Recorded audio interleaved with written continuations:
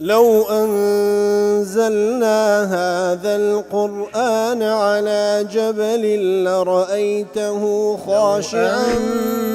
أنزلنا هذا القرآن على جبل لرأيته خاشعا أنزلنا هذا القرآن على جبل لرأيته خاشعا متصدعا من خشية وتلك الأمثال نضربها للناس لعلهم يتفكرون.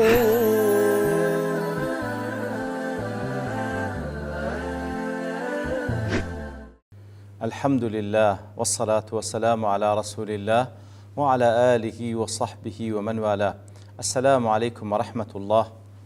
برزان خوش حالم لواني 1204 لواني كاين تفسير القرآن بيروزبي وخزمتان وبست رزامة رب العالمين وهي وادان إيوي آزي السودي لور بقرن. أعوذ بالله من الشيطان الرجيم. بسم الله الرحمن الرحيم. إني توكلت على الله ربي وربكم ما من دابة إلا هو آخذ بناصيتها إن ربي على صراط مستقيم. بەڵێ خۆشەویستانم دیارە لە درێژەی و ئاتانێک رب العالمین باس لە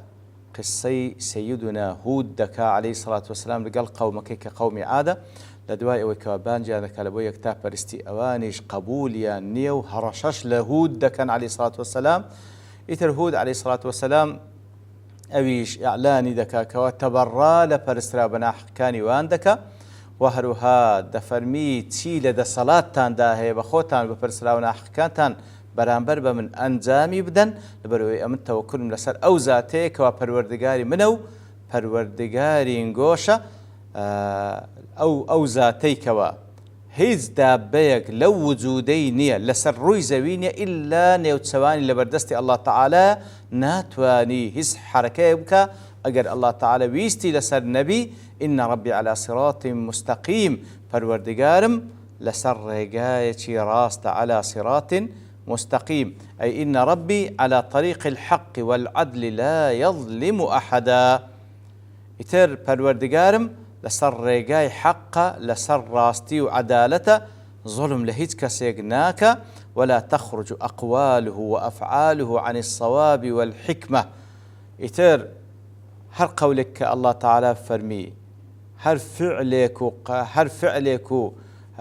هر بابلين كردويق أنزام بدا لراستي لحكمة بدرنية إنزا تسل روي شرعوة تسل روي قضاء وقدر وخواي قوري أوي بيكا هرهموي راستو أو فري عدلة. ابن عاشور دلي أي توكلت عليه لأنه أهل لتوكلي عليه. لو يتوكل لسر أو ذاتك أهل التوكل لسر بكم لأنه متصف بإجراء أفعالي على طريق العدل والتأييد لرسوله أو ذاته بەوەی وەسف دەکرێ کە هەموو کار و کردەوەکانی لەسەر ڕێگای عەدالەت و ڕاستیە و تەئیدی پێغەمبەرانی دەکا.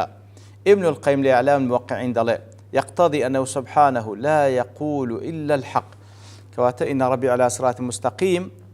واتا الله تعالى هيز نافرمي إلا حق نبي ولا يأمر إلا بالعدل هيز فرمانك ناكا إلا أوبر عدالة نبي ولا يفعل إلا ما هو مصلحة ورحمة وحكمة وعدل هيتس كارو كردويك ناكا إلا أو بري مصلحة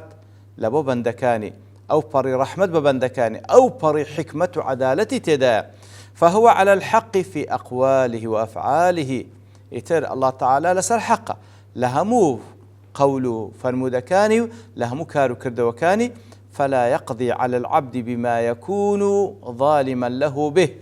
كواتا هیچ شتێک قەزاناکە لەسەر بەندەکان بە شێوەیەک لەسەر هیچ بەندێک لە بەندەکانی بە شێوەیەکەوە والعیاذ بالله ظلم بی لە بۆ ئەو ولا يأخذه بغير ذنبه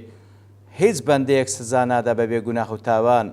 ولا ينقصه من حسناته شيئا لە کردەوە چاکانش بە هیچ شێوەیەک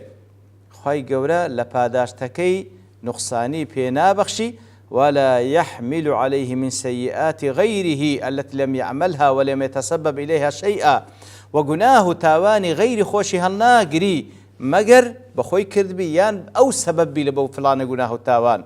ولا يؤاخذ أحدا بذنب غيره هیچ کەسێک بە تاوانی غیری خۆی نابە ولا يفعل قط ما لا يحمد عليه ويثنى به عليه هیچ کار و کردوێک ناکە مەگەر ئەو کار و کردوانەی کە دەیکە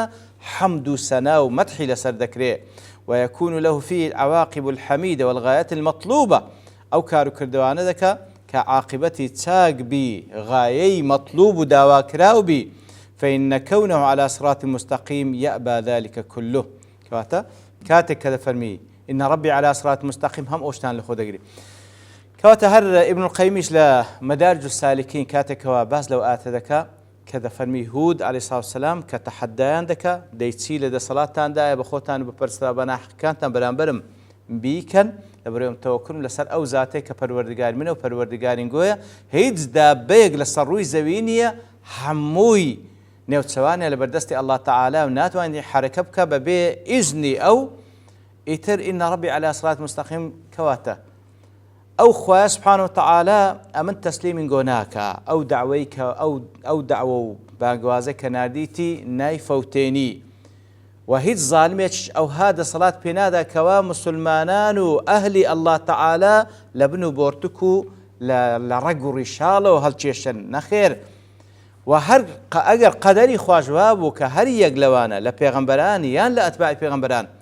خواهي قول سبحانه وتعالى قدري وابو كوا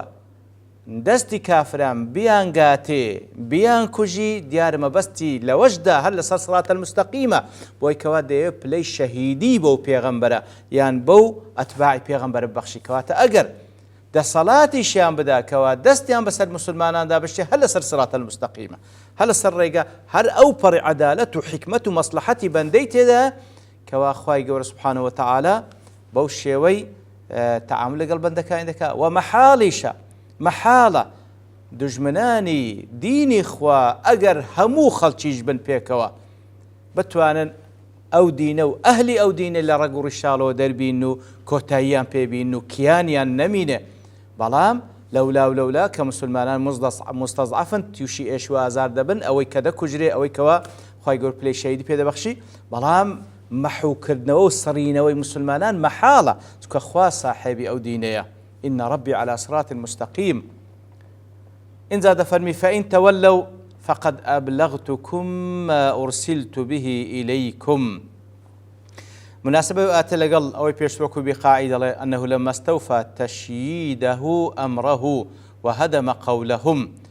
لباش أو كوا هود عليه الصلاة والسلام تواو دعووا بانقوز كي خوي دادا مزريني وهدموا قولي أوان بابلين تواو دروخيني هز بلقان بيناهلي أخذ يحذرهم أنزاليلا تحذيري عندك ديان ترسيني فإن تولوا فقد أبلغتكم ما أرسلت به إليكم فإن تولوا أجر تعرضوا عما أدعوكم إليه من عبادة الله وحده أجر بشتيب كان لو كبانك عندكم لبو برستني الله تعالى بتاكتنيا فقد قامت عليكم الحجة بإبلاغي إياكم رسالة الله كوات أجر بشتيب كان لو دعوا بانجوازا إقامة حجم لسرتان كذا ويكوات تبليغي بيامي خواي قورم كذا وبيتان مجانديا ولم تبقى علي يتبع من شأنكم هيدز للان من ونامين دربارينجو أوي أمن بيمبو بيامكم جانديو إقامة حجم لسرتان كذا أجر بشتيب كان ويستخلف ربي قوما غيركم ولا تضرونه شيئا واتا الله تعالى پروردگارم انگو دگوری بغيرينگو كسانيش كديني كوا جورالي الله تعالى بكنو بتاكو تنيا او بپرستن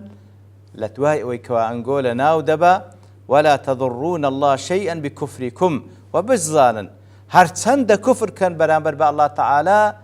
بهيت شويق ناتوان زيان با الله تعالى بگينن بلكو بخوتان خسارت بندن دفرمي ابن جرير ضليما بس ليردا ولا تضرونه شيئا ولا تقدرون له على ضر إذا أراد إهلاكم أو أهلككم بوشويلة شدايتو كوات ناتوان هيت زيانك با الله تعالى بگين لكاتك داك أخواي قول بيوي لناو تنبا يعني لدواي لناو بردينشتان بە هیچ شێوێک ناتوان زیان بە الله تعالى بگەینن. إن ربي على كل شيء حفيظ، أي إن ربي ذو حفظ لكل شيء، واتپەروەردگارم پارێزەرە لە بە هەموو شتێک، حافظا لأقوال عبادي وأفعالهم. واتە لە زەمنی ئەوانە خوای گەورە قسە و کردەوەی هەموو بەندەکانی دەپارێزی و احتفاظ پێ دەکا لە بۆ ئەوەی کە حسابیان لەگەڵ بکاو پاداش و سزایان لەسەر بداتەوە. وهروها ويحفظني من أن تنالوني بسوء، وهروها الله تعالى كاتك وحفيظة أمن دپارێزی کەوا ئەنگۆ بتوانن دەستان بەخراپە بگاتە من. إنزا لدواء ودفرمي ولما جاء أمرنا نجينا هودا والذين آمنوا معه برحمة منا. كواتا الله تعالى دفرمي كاتك وعذاب إيما أمرنا وتعذابنا، عذاب إيما كنجيشت سريان وأهلكنا جميع الكافرين، هم كافر كان ما لنا بردن. نجينا هودا والذين آمنوا معه برحمتنا، واتا هود إيمان داران أوي لقليبون برحمتك للان خومانو بفضل خومانو بمنتي خومانو خواي قرد فرمي إيمان داران لقل هود نجات ماندان لو عذابي. أبي حيان دلي الأمر هنا كناية عن العذاب، كواتا ولما جاء أمرنا ما بس تيدا عذابكي خواي قرد أو عن القضاء بهلاك ميان فرمان در توب لنا وتونيان بهردو معنا ليك درايتو. ونجيناهم من عذاب غليظ، أي ونجينا المؤمنين من عذاب يوم القيامة. كواتا كاتك عذابك هاتا سر قومي عاد هود لقل هود عليه الصلاة والسلام لقل إيمان دارين لقل إيوان ما نزاد دا لو عذابي ولا قيامتيش لعذاب غليظ تندو أستورك كوا عذاب قيامته لوين درش نزاتيان دين. ومن ذهب إلى أن المراد بعذاب غليظ عذاب يوم القيامة أو مفسرانك أو عذاب غليظة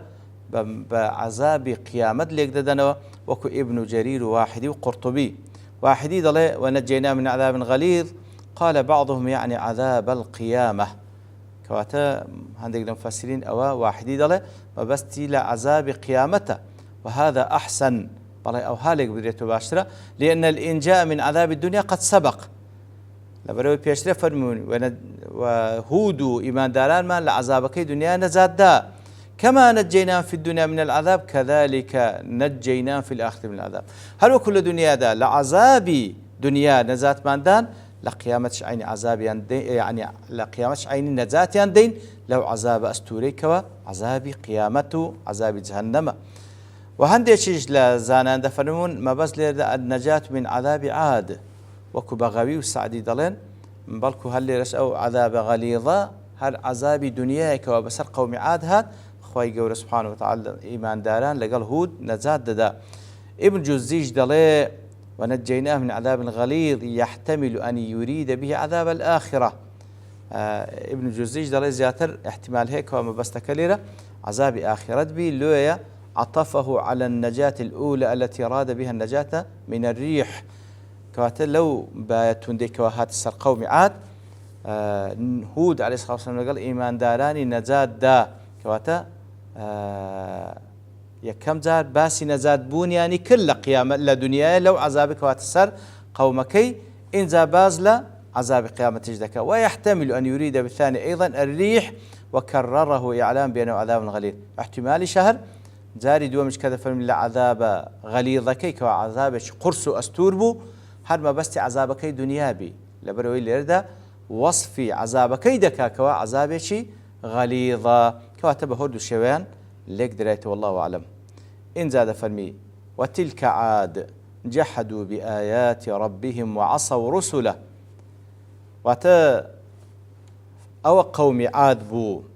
كوا الله تعالى أوي بسري هنا بسرياني هنا كاتكوا جحدوا بآيات ربهم وتكذبوا بالمعجزات التي أيد الله بها الرسل. كاتكوا أو معجزاتاني كوا